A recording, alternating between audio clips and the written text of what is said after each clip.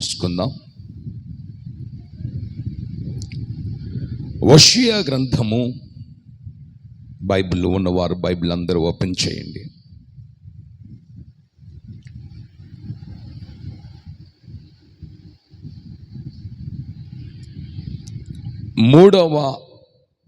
నాలుగవ అధ్యాయము.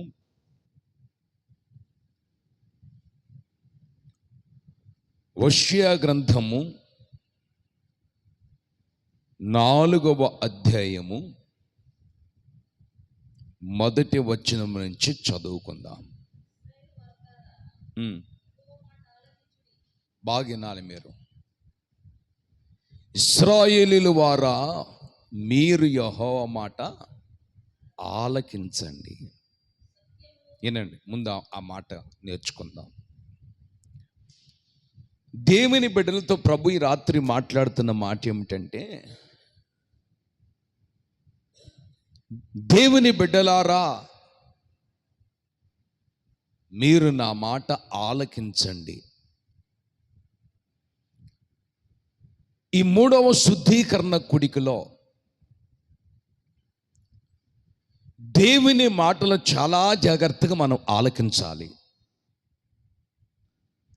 ఆయన మాటలు మనం ఆలకిస్తే ఆయన మనలను సరిచేయటానికి ఇష్టపడతాడు.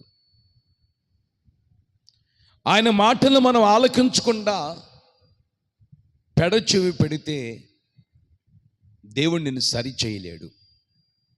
నువ్వు వింటలేదు కాబట్టి, ఆలకించటం లేదు కాబట్టి దేవుడు మనల్ని సరి చేయలేడు. సరి చేయబడ మనం త్రాసులు పెట్టి ఎన్నిసార్లు మనం త్రూసినా కానీ మనం తక్కువగానే కనిపిస్తాం. పరిశుద్ధతకి మనం సమ భాగస్థులుగా మార్చబడలేం. అందుకని ఇక్కడ వాక్యం సెలవిస్తుంది, ఇశ్రాయేలీయులారా, మీరు దేవుని మాటలు మీరు ఆలకించండి. ఆలకించుదాం మనమందరం. ఆమేన్. చేతులు చాపు గట్టిగా చెప్దాం. మనమందరము దేవుని మాటల మనసారా ఆలకించుదాం. ప్రభువా, మేము ఆలకిస్తున్నాం, మీరు మాట్లాడండి అని ప్రభుతో చెప్పాలి. మనం అయ్యా, మేము కూర్చున్నాం, మీ సన్నిధిలో కూర్చున్నాం, మీ మాటలు మేము ఆలకిస్తున్నాం, మీరు మాతో మాట్లాడమని ప్రభుతో మనం చెప్పినప్పుడు ప్రభు ఏమని చెప్తున్నాడు చదవండి.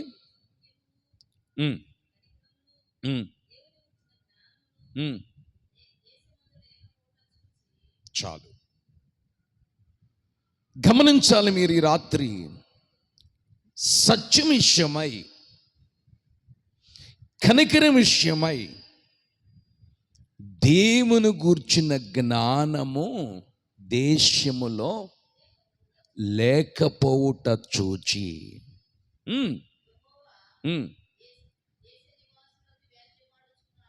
దేవునికి స్తోత్రం. చేతుల పైకి గట్టిగా చెప్పాలి. దేవుని గూర్చిన జ్ఞానము దేశములో లేకపోవుట చూసి దేవుడు ఏజ్యమాడుతున్నాడు. ఈ రాత్రి మన దైవాంధన జీవితంలో దేవుని గురించిన జ్ఞానం మనకుందా? దేవుని గూర్చిన జ్ఞానం మనకుంటే మనకు జ్ఞానోదయము కలుగుతుంది, వాక్యోదయము కలుగుతుంది. దేవుని గూర్చిన జ్ఞానం మనకు ఉంటే ప్రభు యొక్క రక్తమాసాల్లో పాలు పొందులు పొందే విధానాన్ని పాటిస్తాం, ఉపదేశాన్ని పాటిస్తాం. దేవుని గూర్చిన జ్ఞానం మనకు లేకపోవటము ద్వారా ప్రభు యొక్క రక్తమాసాల్లో మనం ఎలా పాలు పొందులు పొందాలి, ఈ రక్తమాసాల ద్వారా కలిగే ఆ కృపలు ఏమిటి అనేది మనకి అర్థము కాదు. అందుకని దేవుడు ఇక్కడ, నా మాటలు మీరు చాలా జాగ్రత్తగా ఆలకించండి దేవుని బిడ్డలారా, సత్యం విషయములో, కనికరం విషయములో దేవుని గూర్చిన జ్ఞానము మీలో కనిపించటం లేదు. ఆమేన్. చేతులు బయట గట్టిగా చెప్పాలి. 2 చేతులు చాపు షారుకు చెప్పండి. హల్లెలూయా. దేవునికి స్తోత్రం. దేవుని గూర్చిన జ్ఞానము మనలో లేదని ప్రభు చెప్తున్నాడు. ఆ రోజున ఇజ్రాయెల్ ప్రజల్లో లేదని ప్రభు చూపించాడు. ఈరోజు మనలో కూడా ప్రభు అదే చూపిస్తున్నాడు, అదే లోపాన్ని చూపిస్తున్నాడు. దేవుని గూర్చిన జ్ఞానం మనకు లేకపోవటం ద్వారా, వినండి, ఆత్మీయంగా చాలా దెబ్బతింటాం మనం. దేవుడు వచ్చే ఆశీర్వాదం, దేవుడు మనకి ఇచ్చేటువంటి దీవెన కూడా మనం దాచిపెట్టుకోలేని స్థితిలో చేతులారా వదిలేసుకుంటాం. అందుకని దేవుని గురించిన జ్ఞానము దేవుని బిడ్డల్లో కొదవగా ఉంది. దేవుని గురించిన జ్ఞానం ఉంటే మనం ఏం చేస్తాం? తప్పనిసరిగా బాప్తిసం తీసుకున్న మనం, దేవుడు గత మాసము నుంచి ఈ మాసం వరకు దేవుడు మనల్ని ఎంతగా కాపాడి, ప్రేమించి, నడిపిస్తూ, పోషిస్తూ, ఏమండి, మనల్ని అన్ని విధాలుగా ఆదరిస్తున్నాడు. గనుక దేవుని గూర్చిన జ్ఞానము నీలో ఉంటే వాక్యమునకు నువ్వు కట్టుబడతావు. దేవుని మాట నీ జీవితంలో ఒక పూలబాటగా మార్చుకుంటావు. దేవుని మాటకి నువ్వు అప్పగించబడతావు. సరి చేసుకుంటావు, సరిదిద్దుకుంటావు, పరీక్షించుకుంటావు, పరిశోధించబడతావు. దేవుని గురించిన జ్ఞానం లేకపోతే మనం ఎలా మారిపోతామో తెలుసండి. చాలామందికి మీరు గమనించండి, బైబిల్లో యాకోబుకు రాసిన పత్రికలో కూడా ఏముందండి చూడండి. అక్కడ యాకోబుకు రాసిన పత్రిక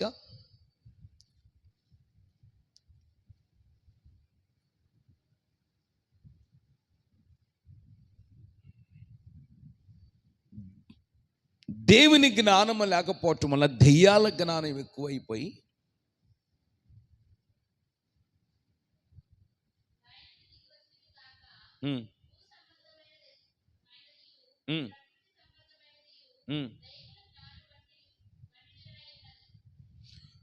దెయ్యాల జ్ఞానము. వినండి బాగా, ఇక్కడ 2 జ్ఞానాలు ఉన్నాయి, గమనించండి. 2 జ్ఞానాలు ఇక్కడ కనిపిస్తున్నాయి. ప్రకృతి సంబంధమైన జ్ఞానము, భూ సంబంధమైన జ్ఞానము. ఇది దెయ్యాల జ్ఞానం. ఇది దెయ్యాల జ్ఞానం. ఇది ఇప్పుడు దెయ్యాల జ్ఞానం మనకుంది, బాగా గమనించండి. దెయ్యాల జ్ఞానం అయితే అందరికి ఉంది, చిన్నలకేమి పెద్దలకేమి, ఏమండి, లోకస్తులకి దెయ్యాల జ్ఞానం ఉంది. దేవుని బిడ్డల్లో కూడా దెయ్యాల జ్ఞానం పనిచేస్తూ ఉంటుంది. దేవుని బిడ్డల్లో కూడా దేవుని యొక్క జ్ఞానముకు బదులుగా దెయ్యాల జ్ఞానం పరిపాలన చేస్తూ ఉంటుంది.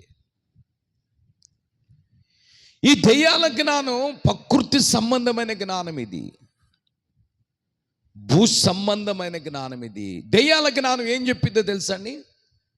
ప్రభు రక్తమాసాల్లో పాలు పొందులు ఎలా ఉండేను పొందొచ్చు, అపవిత్రంగా ఉండేను పొందొచ్చు, శుద్ధి చేసుకోకుండా అయినా పొందొచ్చు, నల్లగొట్టుకోకుండా అయినా పొందొచ్చు. పవిత్రముగా ఉండాల్సిన అవసరం లేదు, భక్తిగా ఉండాల్సిన అవసరం లేదు, నీతి కలిగి జీవించాల్సినటువంటి అవసరత లేదు. నువ్వు ఎలా ఉండైనా ప్రభు యొక్క బలలో పాలు పొందు, నీకేమి కాదు అని చెప్పింది దెయ్యాల జ్ఞానం. అది ప్రకృతి సంబంధమైన జ్ఞానం. దేవునికి స్తోత్రం. చేతులు బయట గట్టిగా చెప్పండి, మీరందరూ పెద్దకు చెప్పండి. శుద్ధీకరించుకోకుండా ప్రభు బలలో పాలు పొందకూడదు. ఉపవాసం వండుకున్న ప్రభు బలలో పాలు పొందకూడదు.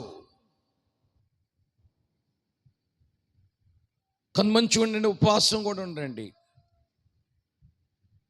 డైరెక్ట్గా ప్రభు బలలో పాలు పొందుతారు వాళ్ళు. అప్పుడు ప్రభువుకి మనం ఏమని లెక్క చెప్తామండి? ఏమని లెక్క? ప్రభు మనల్ని అడిగితే ఏమని సమాధానం చెప్తామండి? చూడండి, ఇక్కడ బైబిల్లో ఉంది, మీరు చూడండి. వారికి దేవుని గూర్చిన జ్ఞానము దేశములో లేకపోవట చూచి దేవుడు వేద్యమాడుతున్నాడు. అయితే భూ సంబంధమైన జ్ఞానము, ప్రకృతి సంబంధమైన జ్ఞానము, దెయ్యాల జ్ఞానం. ఆమేన్. అయితే పైనుంచి వచ్చే జ్ఞానం కింద ఏమనుందండి చూడండి.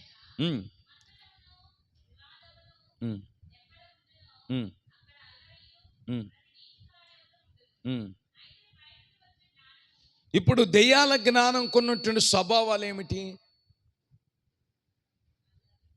మీరు గమనించండి. దెయ్యాల జ్ఞానం కొన్న స్వభావం ఏమిటి?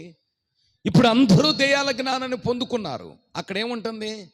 మత్సరము. మత్సరం అంటే కుళ్ళు, ఇంకా వివాదం అంటే గొడవలు, అల్లరితో కూడినటువంటి క్రియలు. ఇవన్నీ దెయ్యాల జ్ఞానం ద్వారా వచ్చే క్రియలు.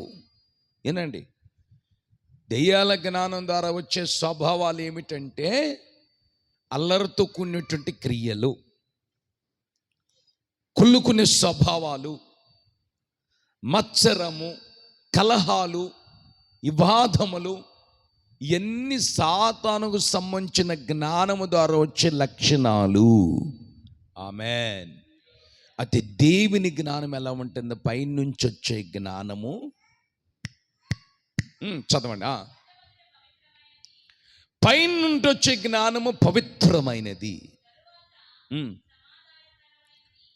నువ్వు పవిత్రత కలిగి సమాధానపడి నువ్వు ప్రభు బల్లలో పాలు పొందులు పొందాలి. నీ ఇష్టం వచ్చినట్లు నువ్వు ప్రభు బల్లలో పాలు పొందులు పొందకూడదు. వాస్తవంగా నీకు దేవుని జ్ఞానం ఉంటే, వాక్యము నీకు అవగాహన ఉంటే, రక్షణ పొందిన నువ్వు, బాప్తిసం తీసుకున్న నువ్వు, పరిశుద్ధాత్మ అభిషేకముతో నింపబడిన నువ్వు ఎలా ఉండాలండి? దేవుని జ్ఞానం నీకు అవగాహన కలిగితే, దేవుని జ్ఞానము నీలో ఉంటే, నీ జీవితంలో పవిత్రత కలుగుతుంది. ఆమేన్. పవిత్రముగా ఉండి నువ్వు ప్రభు బల్లలో పాలు పొందులు పొందాలి. అపవిత్రంగా ఉండి నువ్వు ప్రభు బల్లలో పాలు పొందులు పొందితే ప్రయోజనం ఏముందండి? అపవిత్రముగా ఉండి ప్రభు బల్లలో పాలు పొందులు పొందటము ద్వారా నీకేమి కలుగుతుంది? మీరు చెప్పండి. చేతులు చాప గట్టిగా చెప్పండి. రెండు చేతులు చాపేదకు చెప్పండి. అపవిత్రం ఉండి ప్రభు బల్లలో పాలు పొందులు పొందితే మనకేమి కలుగుతుంది? లేనిపోయినటువంటి దరిద్రత, లేనిపోయినటువంటి శాపం, లేనిపోయినటువంటి అపజయాలు, లేనిపోయినటువంటి కన్నీళ్ళు. అర్థం చేసుకోనండి, కన్నీళ్ళు. నీ ప్రార్థన కూడా ప్రభు, నువ్వు ఇక్కడ నిజంగా నువ్వు నా ప్రార్థన దేవుడు అంటున్నాడు, ప్రభు నా ప్రార్థన ఆలకిస్తున్నాడు అని చెప్తున్నావు చూడు. దెయ్యాల జ్ఞానంతో నింపబడిన నువ్వు ఎంత ప్రార్థన చేసినా ఈ 4 గోడల మధ్య ఉండదు కానీ ఆకాశమునకు వెక్కిపోదు. కారణం, నీలో పవిత్రత లేదు కాబట్టి. దేవుడిచ్చిన జ్ఞానం ఉంటే నీలో పవిత్రత కలుగుతుంది. పవిత్రత నీలోనికి అబ్బుతుంది. పవిత్రతను నువ్వు పొందగలుగుతావు, పవిత్రంగా జీవిస్తావు. చూడండి, పావురము ఎలా ఉంటుందండి? నిష్కపటముగా ఉంటుంది, పవిత్రముగా బ్రతుకుతుంది. చేతులు చాప గట్టిగా చెప్పు. రెండు చేతులు చాప షారుగా చెప్పు, పెద్దగా చెప్పు. పావురం పవిత్రంగా బ్రతుకుతుంది, నిష్కపటముగా ఉంటుంది. అపవిత్రముగా ఉండదు పావురము. ఒక పక్షి అండి, అది దానికి ప్రాణం ఉంది, శరీరం ఉంది, ఆత్మ లేదండి. దేవుడు మనకు ఇంకొకటి ఎక్కువ ఇచ్చాడండి. ప్రాణముకు శరీరమునకు ఆత్మను కలుగు చేశాడు. ప్రాణాత్మ శరీరములు. ఆమేన్. మరి ఈ రోజున మన దైవందనం జీవితంలో మనం ఎలా జీవిస్తున్నాం, ఎలా నడిపించబడుతున్నాం ఒక్కసారి పరీక్షించుకోవాలి. దెయ్యాల జ్ఞానము కలిగి బ్రతుకుతున్నామా?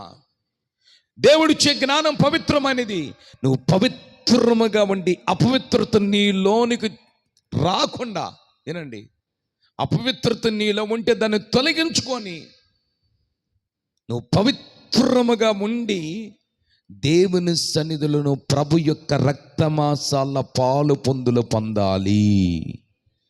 చేతులు చాపు గట్టిగా, హుషారుగా చెప్పు పెద్దగా, హల్లెలూయా. దేవుని రక్తమాసాలను పాలు పొందులు పొందేటట్లు ప్రభు చేస్తాడు. అపవిత్రముగా ఉంటే నీ చరిత్ర మారదు. నువ్వు జీవిస్తున్న జీవితంలో కూడా దేవుని ద్వారా కలిగే ఆ యొక్క దేవుని ద్వారా కలిగే కృపా కటాక్షమును మనం పొందలేము. దేవుడు లేకుండా ఎన్ని చేసినా కానీ శూన్యమే, బ్రతుకంత శూన్యమే, బ్రతుకంత ఎడారే. వాక్యము లేకుండా ఎన్ని చేసినా కానీ ప్రయోజనం ఏముండదు. అందుకే చెప్తున్నాడు, దేవుడి నుంచి వచ్చే జ్ఞానం ఏంటిదండి? పవిత్రమైనది. 2వ వచనము, అది సమాధానకరమైనది. ఆమెను చెప్పు చేతులు చాపి. దేవునికి నీకు సమాధానం ఉండాలి. ప్రభు బల్లలో పాలు పొందులు పొందుతున్న మీరు దేవునితో నువ్వు సమాధాన పడాలి. మొట్టమొదటిగా దేవునితో సమాధాన పడాలి, రెండోదిగా బలిపీఠముతో సమాధాన పడాలి, మూడోదిగా నడిపిస్తున్న సేవకునితో నువ్వు సమాధాన పడాలి. సమాధాన పడకుండా ప్రభు బల్లలో పాలు పొందులు పొందితే మీరు ఆలోచించండి, ఉపయోగం ఏముందండి? నీకు ప్రయోజనం ఏముందండి? ఉపయోగం ఏముండదు, ప్రయోజనం ఏముండదు. దేవునితో నువ్వు సమాధాన పడుతున్నావా?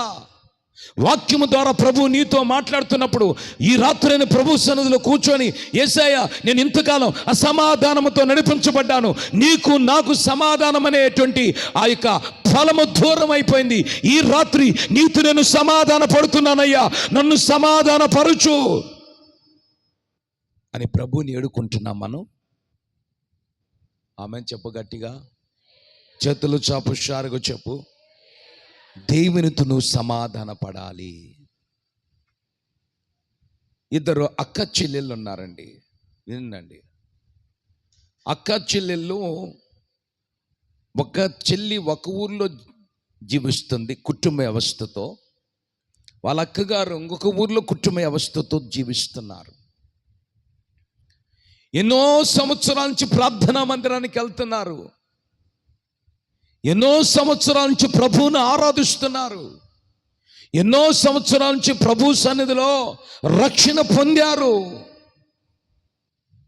దేవుని బిడ్డలుగా మార్చబడ్డారు. కానీ వినండి, ఈ అక్క జీవితంలో, వినండి, ఈ చెల్లెల జీవితంలో ఏమాత్రము, వినండి, ఏమాత్రము దీవెన కానీ, దేవుని కృప కానీ, దేవుని మేలు కానీ, దేవుని ఆశీర్వాదము కానీ వీళ్ళ జీవితంలో కలగలేదు. చేతులు చాపు గట్టిగా చెప్పాలి.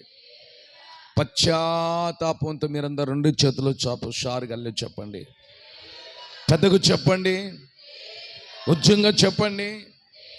దేవునికి స్తోత్రం. ఎన్నో సంవత్సరాల నుంచి ప్రభు బల్లలో పాలు పొందులు పొందుతున్నారు. ఈమెకి రోగాలు పోవటం లేదు, ఆమెకి రోగాలు పోవటం లేదు. ఈమెకున్న సమస్యలు అలాగనే ఉన్నాయి, ఆమెకున్న సమస్యలు అలాగనే ఉన్నాయి. కారణం వీళ్ళ మధ్యలో ఒక వివాదము సంభవించింది. వినండి వాక్యం చాలా జాగ్రత్తగా. ఎప్పుడో అక్క చెల్లెల మధ్యలో ఒక వివాదము సంభవించింది, చిన్న గొడవ సంభవించింది, చిన్న తగాదు సంభవించింది. ఆ వివాదము ద్వారా ఇద్దరికి మాటలు కలిసి అనుభూతి లేదు, ఒకరినొకరు మాట్లాడుకునే అనుభూతి లేదు, ఒకరినొకరు సంప్రదించుకునే అనుభూతి లేదు, ఒకరితో ఒకరు సమాధానపడి వేకపరిచే ఆత్మ లేదు. ఆమేన్. ఇక ఇద్దరు బల్లారం తీసుకున్నారు. ఆమె అక్కడ చర్చిలో బల్లారం తీసుకుంటుంది, అక్కడ చర్చిలో బల్లారం తీసుకుంటున్నారు. ఇద్దరు చర్చికి వెళ్తున్నారు, కానీ వీళ్ళ జీవితంలో దేవుని ఆశీర్వాదం అంటూ కనిపించడం లేదు. కష్టపడుతున్నారు కానీ, శ్రమిస్తున్నారు కానీ, వీళ్ళ జీవితంలో మిగిలేది కన్నీళ్లు గాథ తప్పితే మిగిల్చబడింది ఏమీ లేదు. ఆమేన్. అయితే అక్కడ సేవకుడు చెప్తున్నాడు, శుద్ధీకరణ కొడికిల వాక్యం, మీరు దేవునితో సమాధాన పడాలి, మీరు మనుషులతో సమాధాన పడాలి, సేవకులతో సమాధాన పడాలి, బలిపీఠముతో సమాధాన పడాలి అని దేవుడు వాక్యము ద్వారా మాట్లాడటం ప్రారంభించాడండి. దేవుడు వాక్యం ద్వారా మాట్లాడటం ప్రారంభిస్తే ఆ రాత్రి ఉదయకాలం శుద్ధీకరణ, అంటే ఈ రాత్రి శుద్ధీకరణ కొడికే 10, ఉదయకాలం ప్రభు బలలో అక్క ప్రభు బలలో పాలు పొందులు పొందాలి, చెల్లి ప్రభు బలలో పాలు పొందులు పొందాలండి. ఇద్దరు ప్రభు బలలో పాలు పొందులు పొందాలి. ప్రభు సేవకుల ద్వారా చెల్లితో మాట్లాడాడు, ప్రభు సేవకుల ద్వారా ఇక్కడ అక్కతో ప్రభు మాట్లాడాడు. ఆమెన్. నాకు అద్భుతం ఏమని తెలుసండి, ఇక చెల్లి బయలుదేరింది, అక్క బయలుదేరారు. ఎందుకు? వీళ్ళిద్దరు సమాధాన పరచబట్టుకు, వీళ్ళిద్దరికి మాటల కలయలేదు. వీళ్ళిద్దరూ ఏమంటే ఒక సైతానికి సంబంధించిన వివాదములో చిక్కుకొని పోయారు కాబట్టి ఇక ఈమె బయలుదేరింది, ఆమె బయలుదేరి ఇద్దరు బస్ స్టాపులు ఏకం అయిపోయారు. దేవునికి స్తోత్రం. ఆమె ఏకం అయిపోయింది బస్ స్టాపులో, ఈమె ఏకం అయిపోయింది. ఇద్దరు ఒకే బస్ స్టాపులో ఏకం అయిపోయారండి. ఒకరినొకరు సమాధాన పరచబడ్డారు. నన్ను క్షమించు అని అడిగింది చెల్లి, అక్క నన్ను క్షమించమని అక్క చెల్లిని అడిగింది. వీళ్ళిద్దరూ సమాధాన పరచబడిన తర్వాత సమాధానకర్తని యేసయ్య వాళ్ళ మధ్యకు దిగి వచ్చాడు. కొట్టు చప్పట్లో దేవునికి స్తోత్రం. సమాధానకర్తని యేసయ్య వాళ్ళ మధ్యలోకి దిగివచ్చి ఆయన కార్యాలు ప్రారంభించాడు వాళ్ళ జీవితంలో. ఆమెన్. బలారాధన, ఇద్దరు బలారాధన తీసుకున్నారు. ఇద్దరుకున్న జబ్బులు దెబ్బకు తొలగిపోయినాయి, ఇద్దరుకున్న కష్టాలు దెబ్బకు తొలగిపోయినాయి, ఇద్దరుకున్న సమస్యలు దెబ్బకి వదిలిపోయినాయి అండి. అందుకని దేవుని కూర్చున్న జ్ఞానం చాలా మందికి రోజున లేదు. అర్థం చేసుకోండి అండి, దెయ్యాల జ్ఞానం ఎక్కువైపోయింది. దేవుని గురించిన జ్ఞానం ఈ రోజున సమాజంలో లేకపోవటం వల్ల, ఈ రోజున క్రైస్తవ బిడ్డలో లేకపోవటం వల్ల, ఈ రోజున సేవకుల్లో కావచ్చు, విశ్వాసులు కావచ్చు, దేవుని గురించిన జ్ఞానం మనకుందా? ఆలోచించేస్తున్నామా? జ్ఞానము కలిగిన వ్యక్తి, దేవుని గురించి జ్ఞానము కలిగిన వ్యక్తి దైవికముగా వెతుకుతూ ఉంటుంది. ఆమేన్. లోక సంబంధమైన జ్ఞానం, సాతాను సంబంధమైన జ్ఞానం కలిగిన వ్యక్తులు ప్రకృతి సంబంధముగా జీవిస్తారు, కానీ వాళ్ళ జీవితంలో దేవుని యొక్క సన్నిధి ఉండదు. ఆమెన్ చెప్ప చేతిలో చాపి. ఒకటి దేవుని గూర్చిన జ్ఞానం, పవిత్ర మందిరం. రెండు సమాధాన పరిచే జ్ఞానం. మూడోది మృదువైనది, మృదువుగా ఉంటుంది, మంచి. ఇంకా ఉంది అక్కడ చాలా. ఏమన్నాయి? మృదువైనది, సులభముగా లోబడిది. కొంతమందికి లోబడి స్వభావం ఉండదు. ఏనండి, ఎన్ని వాక్యాలన్నా లోబడరు. బాగానండి, లోబడే స్వభావం ఉండదు. ఇప్పుడు వీళ్ళకి వాడికైందంట. ఏం వాడికైందో చదవండి. హోషేయ గ్రంథం 4వ అధ్యాయం ఏం వాడికైందో చూడండి. ఇప్పుడు మీరు 2వ చరణం చదవండి.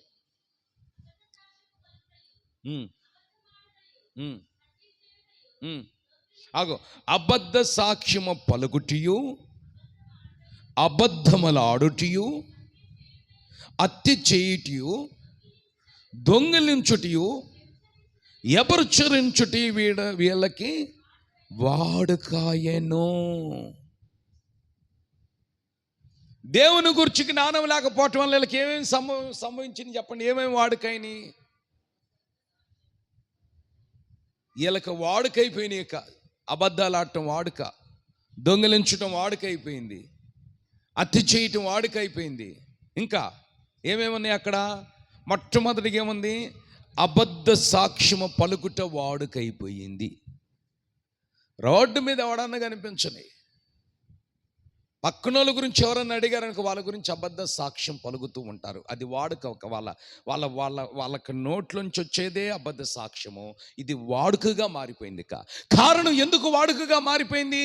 మంచి సాక్ష్యాన్ని పలకకుండా అబద్ధ సాక్ష్యాన్ని వాడుకగా మార్చుకున్నారు. ఎందుకంటే దేవుని గురించిన జ్ఞానము లేకపోవటం ద్వారా. దేవుని గురించిన జ్ఞానము లేకపోవటం ద్వారా అబద్ధ సాక్ష్యము పలుకుట వీళ్ళకి వాడుకైంది. ఆమేన్. గట్టిగా మీరు అల్లే చెప్పండి, చేతులు చాపండి, హుషారుగా చెప్పండి. వీళ్ళకి అబద్ధ సాక్ష్యము ఏమండి పలుకుట వాడుకైంది. గమనించండి మీరు ఈ రాత్రి దేవుని సన్నిధికి వచ్చిన మనం వాక్యాన్ని ఆలకించమని మొదట్లోనే ప్రభు చెప్పాడు. ఏం చెప్పాడు? ఇజ్రాయేలీయులారా యెహోవా మాట ఆలకించండి అమ్మా, యెహోవా మాట ఆలకించండి అని ప్రభు చెప్తున్నాడు. దేవుని బిడ్డలారా మీరు యెహోవా మాట ఆలకించండి, మీరు ఆలకించండి, మీరు ఆలకించాలి. అందుకని వాక్యం చెప్తుంది. ఏమని చెప్తుంది? మొట్టమొదటగా దేవుని గూర్చిన జ్ఞానం లేకపోవటం వల్ల మన నాలుకకు ఏం వాడుకైంది? అబద్ధ సాక్ష్యము పలకటము వాడుకైపోతుంది. ఒక ఆమెకి 24 గంటలు అదే వాడుకైంది అనుకుంటా. జ్ఞాపకార్థ కోడికలు ఆమె ఏం చెప్పింది తెలుసా అండి? మీరే చెప్పాలి. జ్ఞాపకార్థ కోడికలు అబద్ధ ప్రవక్తలు మీ మధ్యకు వచ్చారు అని చెప్పింది. పాపంకి అదే వాడుకైపోయింది ఆమెకి, ఆ సేవకురాలకి. అక్కడ పెట్టుకున్న కోడిక ఏంది? జ్ఞాపకార్థ కోడిక. ఆమె నోట వచ్చిన వాడికేంటి? మీరు చెప్పండి, ఏమొచ్చింది? అబద్ధ బోధకులు వచ్చారు. జ్ఞాపకార్థ కోడికలు అబద్ధ బోధకులు ఏందండి? ఎక్కడ ఏ మాటలు కూడా చెప్పాలి తెలియట్. అంటే ఆవశ్యం ఎక్కువైపోయింది ఆమెకి. నన్ను చూడగానే కోపం ఎక్కువైపోయింది. కత్తి తీసుకుంటే కత్తిలు చంపేసేదేమో నన్ను. దేవునికి స్తోత్రం. చేతుల బయట గట్టిగా చెప్పాలి, పెద్దకు చెప్పాలి. నా మైండ్ పోయింది. చూడండి, వాడుకైపోతుంది కొంతమందికి అబద్ధ సాక్ష్యం పలకటం వాడుక, అబద్ధాలు ఆడటం కూడా వాడుకైపోయింది వాళ్ళకి. డే అండ్ నైట్ దేవరాత్రులు అదే బళ్ళు ఉంటారు కాళ్ళు కిందే ఉంది. రెండోది అబద్ధం. ఏటవ ప్రార్థనకు రాలేదన్నాం అనుకో, కొంతమంది బలహీనతను బట్టి రాలేరు. కొంతమందికి అదే వాడుకి 24 గంటలు. ఎందుకు ఉపవాసం ఉండాలంటే ఏడుంటామన్నా, ఉండలేకపోతున్నామన్నా. వాస్తవం ఒప్పుకుంటే ప్రాబ్లం లేదు. ఉపవాసం లేకపోయినా ఉన్నానన్న నోట వాళ్ళకి వాడుకైపోద్ది. అర్థమవుతుందండి? మేము సేవ చేస్తున్నప్పుడు ఒక ఆయన ఉన్నాడు, ఒక పాస్టర్ గారు. ఉపవాసం ఉన్నోడు 3 డజన్లు అట్టికాయలు తిన్నాడు ఉండలేక. మరలా అట్టికాయలు తింటూ నీళ్ళు తాగటం. నిన్న ఇంత మెతుకు తిన్నా. నేను చెప్పకూడదు నా ఉపవాసం గురించి, మళ్ళీ నా దేవునికి మహిమ రావాలి, నాకు దీవెన రావాలి. చెప్పలేను, నా గురించి నేను చెప్పుకోను. దేవునికి స్తోత్రం. చేతులు చాపి గట్టిగా చెప్దా. చూడండి, ఇక్కడ వాక్యము సెలవిస్తుంది.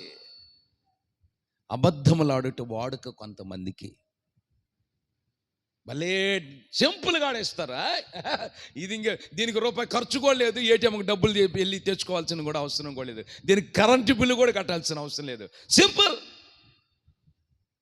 అబద్ధం ఆడటం వాడుకు కొంతమందికి దేవారాత్రులు అబద్ధం ఆడుతూనే ఉంటారు. ఇది వీళ్ళకి వాడుకైంది, వీళ్ళకి పుట్టినిల్లు అయిపోయింది. దేవునికి స్తోత్రా. చేతుల బయట గట్టిగా చెప్పాలి, 2 చేతులు పెద్దకు చెప్పాలి. ఇది పుట్టినిల్లు అయిపోయింది. అబద్ధం ఆడటం వల్ల పుట్టినిల్లు అయిపోయిందండి. అది వాడుకైంది. కారణం ఇది. ఎందుకు ఈ ఆత్మ వచ్చిందంటే దేవుని జ్ఞానం లేకపోవటం వల్ల దెయ్యాల జ్ఞానం ఆవరించింది. దేవుని జ్ఞానం మరుగైపోయింది, దెయ్యాల జ్ఞానం ప్రత్యక్షపరచబడింది. అందుకని వాక్యము సెలవిస్తుంది. ఏమని సెలవిస్తుంది? అబద్ధములాడుట వారికి వాడుకైపోయేను అని దేవుడు చెప్తున్న మాట, నేను చెప్తున్న మాట కాదండి. అబద్ధములాడుట వారికి వాడుకైపోయాను. ఎవరికి వాడుకైపోయింది? బైబిల్ అబద్ధం ఆడుట చెప్పండి. రాత్రి మనం విన్నాం కదండి. రాత్రి విన్నామా లేదా వాక్యం? రాత్రి వాక్యం విన్నామా లేదా? ఎవరికి వాడుకైపోయింది అబద్ధం ఆడటం?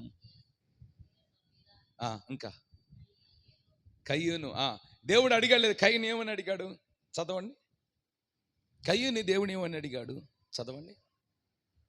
ఆదికాండము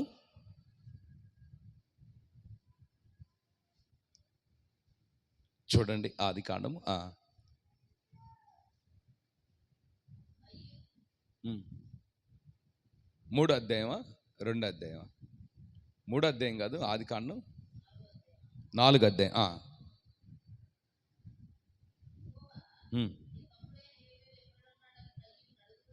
దేవుడు అడిగాడు. గమనించండి, దేవుడు మనల్ని అడుగుతాడు. బాగా గమనించండి. మనం వాస్తవం చెప్తామా, అబద్ధాలు చెప్తామా, మనం ఖచ్చితంగా నిలబడతామా, అఖచ్చితంగా నిలబడతామా అని పరీక్షిస్తాడు.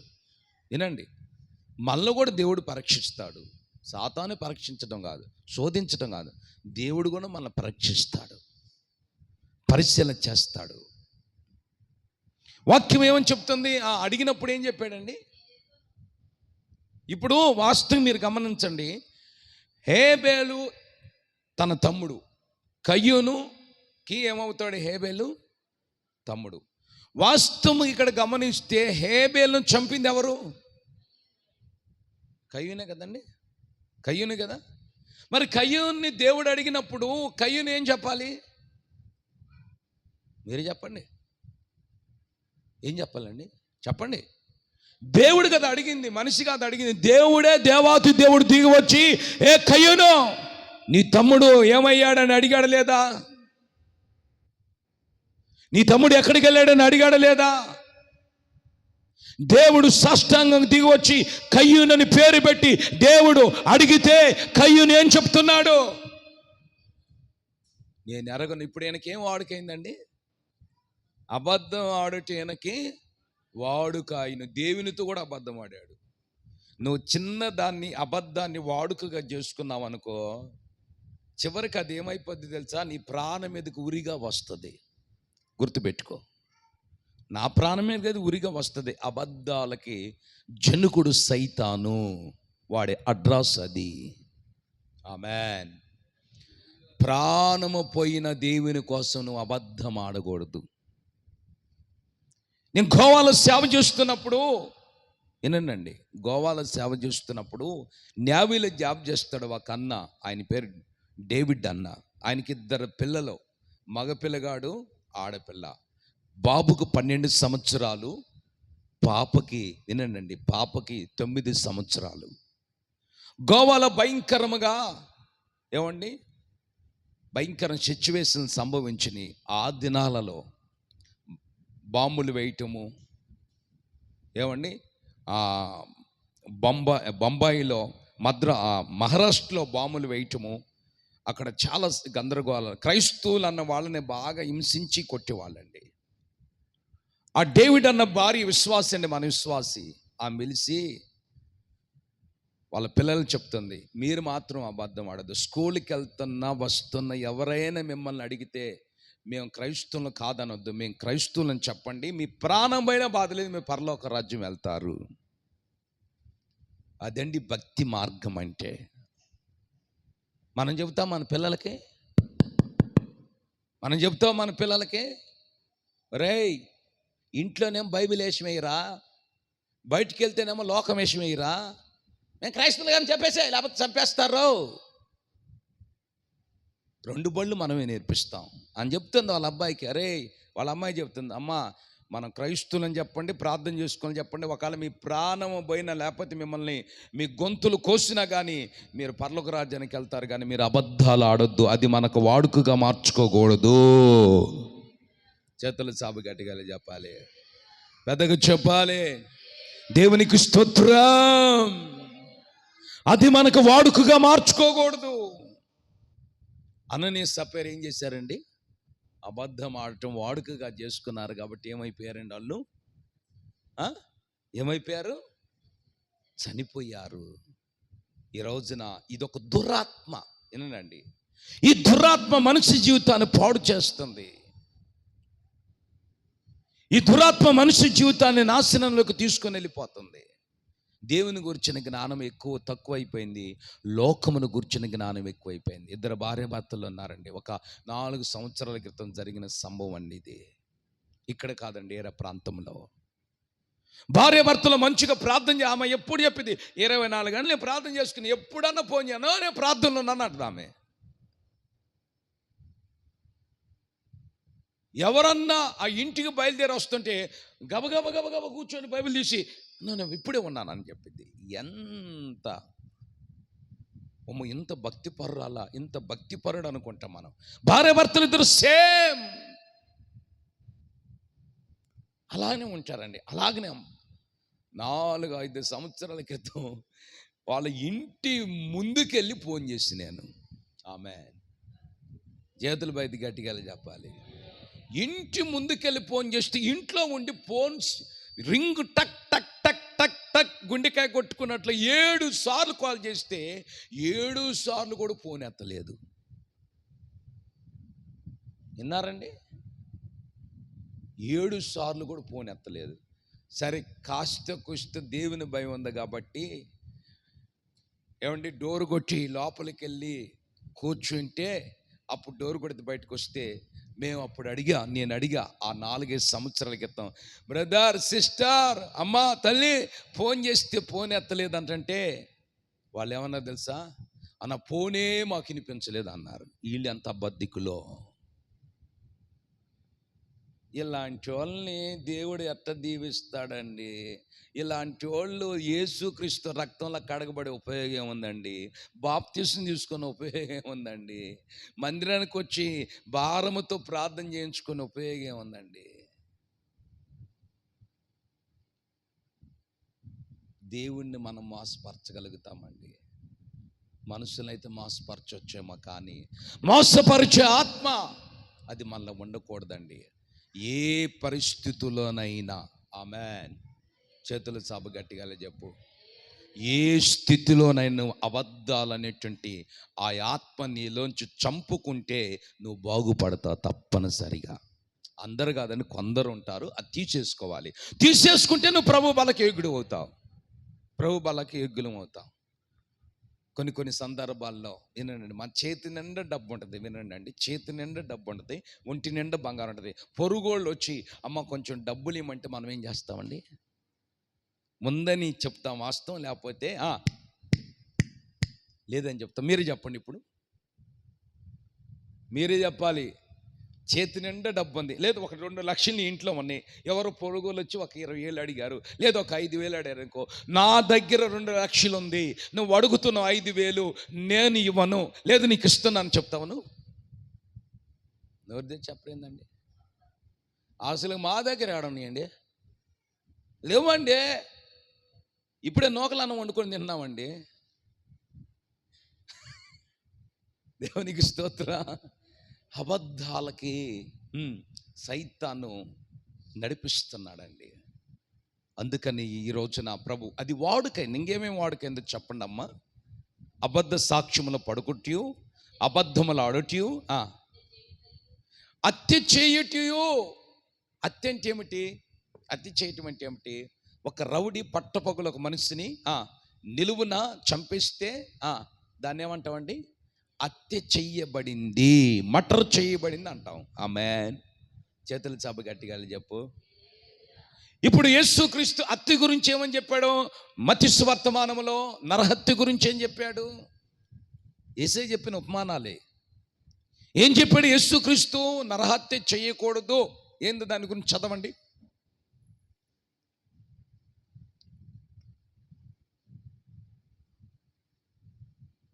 మత్తయి సువార్తమానం చెప్పాడు, లూకా సువార్తమానం చెప్పాడు. ఏమని చెప్పాడు?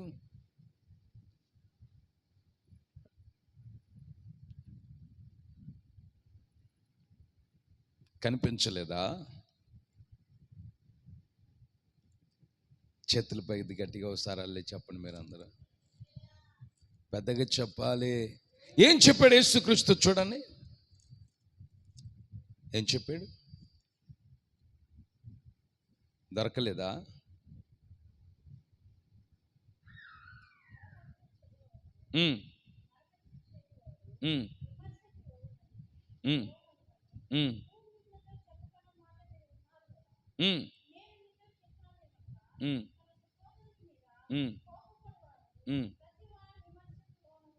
దేవునికి స్తోత్రం.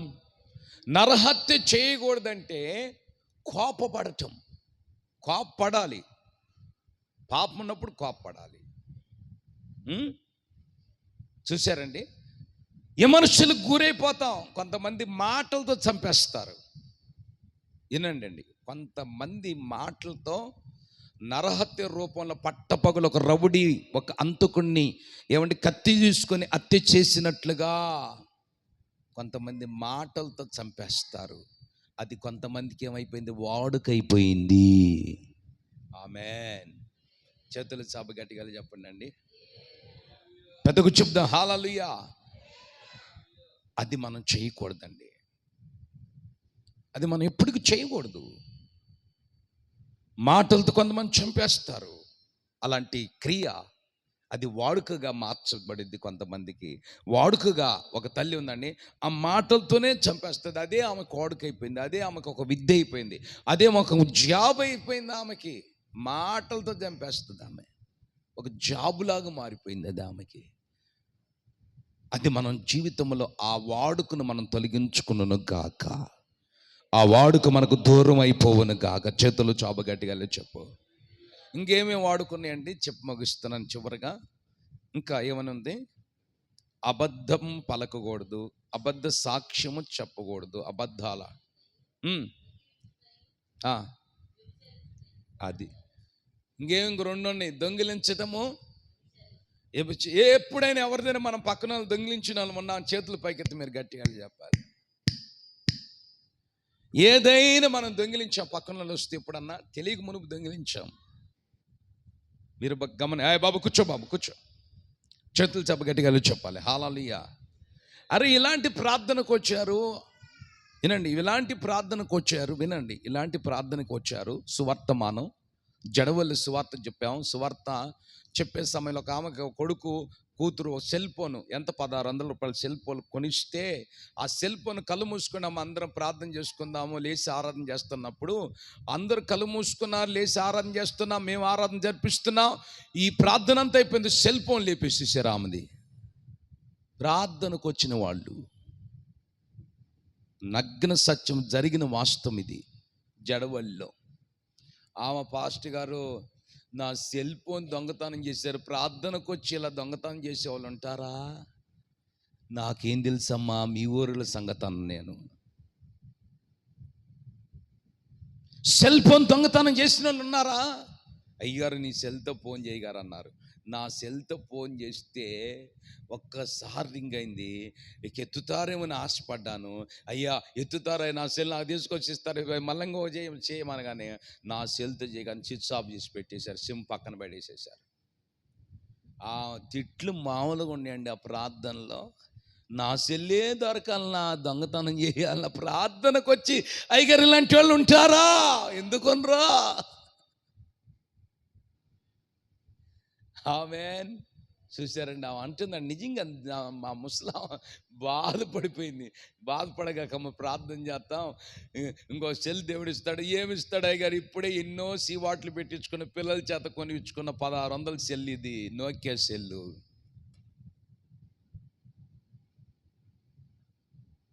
చూశారండి, మళ్ళా ప్రార్థన వచ్చిన వాళ్ళు ఇలాంటి పనులు చేస్తారా?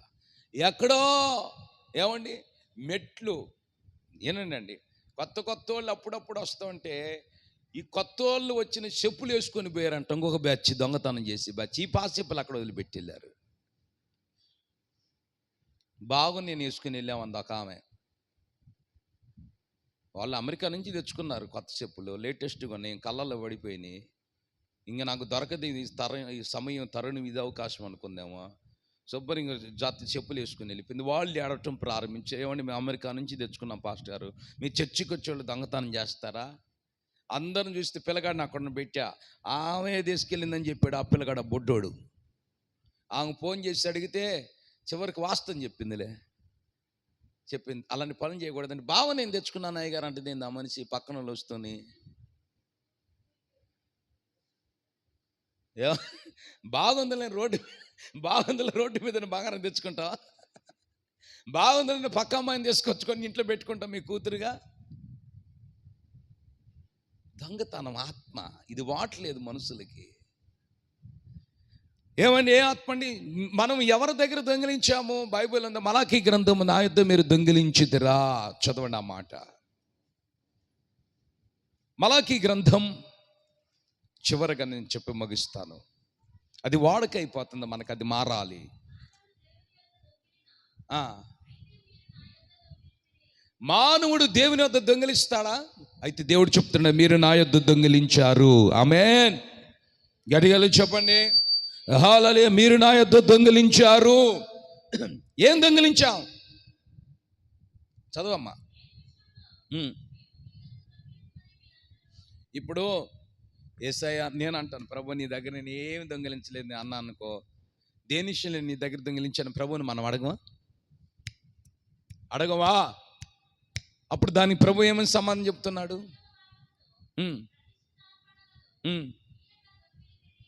10వ భాగాన్ని మీరు దొంగిలించారు, ప్రతిష్ఠిత అర్పణలు మీరు దొంగిలించారు.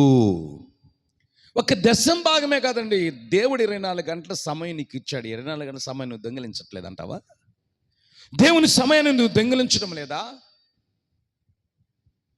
నీ కష్టార్జితంలో 10వ భాగం నువ్వు దొంగిలించడం లేదా? అది నువ్వు దేవుని సన్నిధి తీసుకొని రావాలండి. చాలామందికి విషయం తెలియటం లేదు. అదేమంటిది ఒకటి నేర్చుకున్నారు, కానుకలు అడుగుతున్నారంటారు. ఎవరు అడుగుతారండి? ఏమండి, సేవకు పిలిచిన దేవుడు మమ్మల్ని పోషిస్తాడు, కానీ వినండి, కానుకలు అడిగి వసూలు చేసుకోవాలంటే కోట్ల రూపాయలు సంపాదించాలమే. దేవునికి స్తోత్రం. ఒక్క 2 లెటర్లు వచ్చినాయి నైజీరియా నుంచి, యెరూషలేం నుంచి. వాళ్ళ 2 లెటర్ల కన్నా మేము మళ్ళా ఒక లెటర్, ఆ 2 లెటర్లకు మేము ఒకేనండి అని పారంతో లింక్ పెట్టుకుంటే ఎన్ని డబ్బులు వచ్చాయో. చర్చి నిండా డబ్బులే. హాస్పిటల్ ఇన్ని, క్యాన్సర్కి ఏమండి హాస్పిటల్ కట్టిస్తాం, పిల్లలకు అనాథాశ్రయాలను కట్టిస్తాం, స్థలాలు కొనిస్తాం అని నైజీరియా నుంచి వచ్చింది మనకి ఆఫరు. యెరూషలేము నుంచి, ఇజ్రాయెల్ దేశం నుంచి వచ్చింది ఆఫరు. నా సెల్ ఇప్పుడు కొన్ని వాళ్ళు పంపించిన లెటర్స్, అవి మనకంత అవసరం అంటారా? అవి మనకంత అక్కరంటారా? వాటి మీద ఆధారపడితే మోకాలు వంచగలుగుతామా? వాటి మీద ఆధారపడితే ప్రభు అని అడుగుతామా? వాటి మీద ఆధారపడితే ఉపవాసం ఉండగలుగుతామా? ఏమండి, అవకాశాన్ని సద్వినియోగం చేసుకోవచ్చు కదండి. లేదు, కరెక్ట్ కాదు అది. ఆమేన్. చూడండి, దేవుని దగ్గర నువ్వు దొంగిలించితివా, నీ కష్టార్జితం దీవించబడాలి, నీ వ్యాపారము దీవించబడాలి, నీ పొలము ఫలభరితముగా దీవించబడాలి. అయితే 10వ వంతు 10వ భాగం ప్రతిష్ఠిత అర్పణ నా మందిరములోనికి నువ్వు తీసుకొని రావాలి. చేతులు చాపు గట్టిగా, 2 చేతులు చాపు షారుగా. అది దేవుని సొమ్ము. దేవుని సొమ్ము దేవుని ఇంటికి రావాలండి. అర్థమవుతుందా?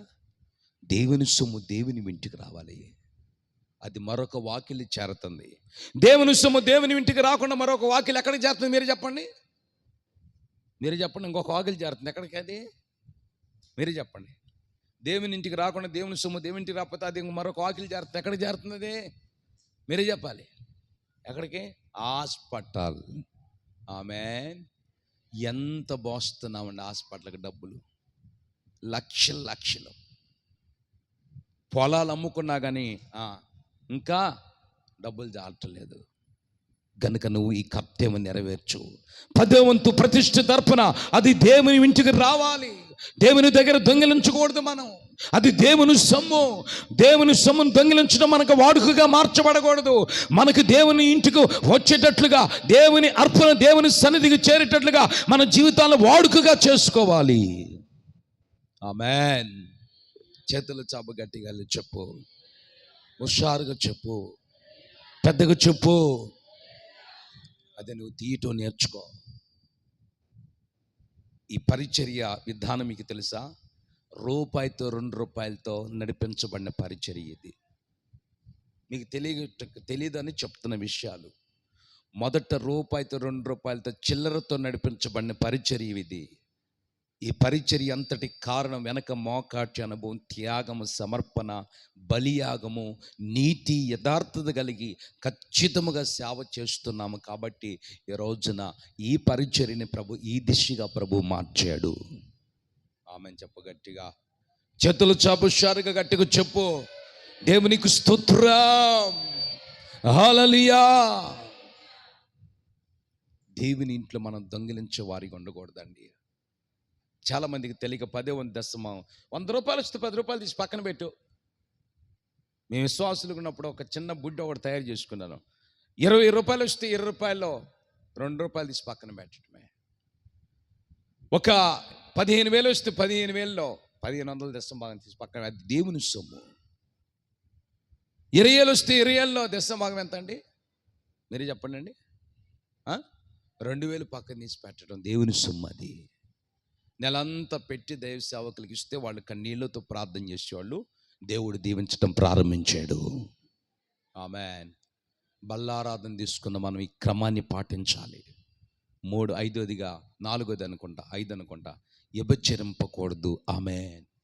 వ్యభిచారం అనే ఆత్మ అంటే ఒక స్త్రీని, ఒక పురుషుని మోహం చూపుతో, ఇదిగో ఈ పుస్తకాన్ని మోహం చూపుతో చూడటమే దీన్ని వ్యభిచారం అని అంటాము. ఒక వస్తువును మోహం చూపుతో చూడటమే దీన్ని వ్యభిచారం అని అంటామండి. వ్యభిచరించటము ఈ మనలో వాడుకగా ఉన్నాయి. ఈ ఇజ్రాయేల్ ప్రజల వాడుకొని ఏమేమి వాడుకొని? అబద్ధ సాక్ష్యం పలుకుటియు, అబద్ధం ఆడుటయు, నరహత్య చేయుటయు, దొంగిలించుటయు, వ్యభిచరించటం. ఎన్ని? 5 వాడుకగా ఉన్నాయి. ఈ మనం తీసేసుకొని, మనకి ఎందుకు వాడుకైపోయినాయి? దేవుని గురించిన జ్ఞానం మనలో లేకపోవటం ద్వారా. మోకరించు, చేతుల పైకెత్తు. మనందరితో ప్రభు మాట్లాడిన దేవుని 2 చేతులు చాపగట్టిగా స్తోత్రించుదాం.